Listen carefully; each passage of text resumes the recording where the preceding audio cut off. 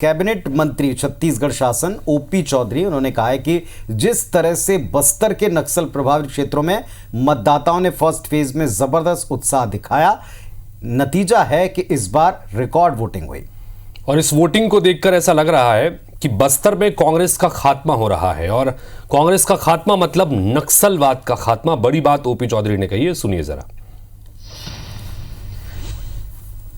हमारे साथ प्रदेश के कैबिनेट मंत्री ओपी चौधरी जी यहाँ पर मौजूद है। अभी आपने कहा कि छत्तीसगढ़ को नक्सलवाद से मुक्त करना है तो कांग्रेस मुक्त करना है। बस्तर में किस तरह के आसार नजर आ रहे हैं? जैसे आप बोल रहे हैं कि बस्तर से कांग्रेस का सफाया हो रहा है, विधानसभा चुनाव में हो गया, अब लोकसभा में भी हो रहा है, तो क्या अब बस्तर नक्सल मुक्त हो जाएगा आपके इस बयान?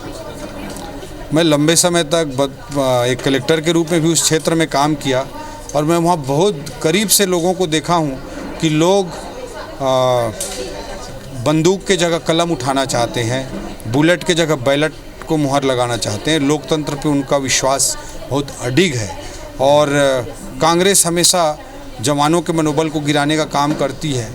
अभी इतना बड़ा जवानों ने इतने रिस्क मोल लेते हुए, जानते हुए कि हमको बहुत ज़्यादा रिस्क है, जानते हुए कि हमारे मूवमेंट की जानकारी सामने माओवादियों को लग चुकी है, उसके बावजूद उन्होंने जाकर इतना बड़ा इनकाउंटर किया अपने जान की बाजी लगाकर। और उसके बाद भूपेश बघेल जी कहते हैं कि फर्जी इनकाउंटर, दीपक बैज जी कहते हैं जांच होना चाहिए, सुप्रिया इनके राष्ट्रीय प्रवक्ता कहती हैं कि नक्सली शहीद हैं।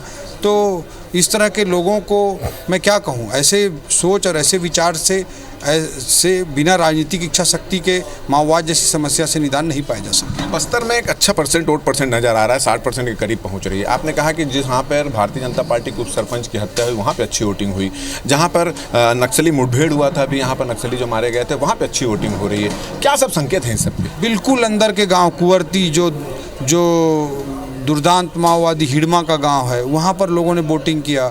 जहाँ पे उप सरपंच की अभी हत्या की गई थी इस इनकाउंटर के बाद, वहाँ पर लोग लाइन में लग कर के बड़ी संख्या में वोटिंग कर रहे हैं।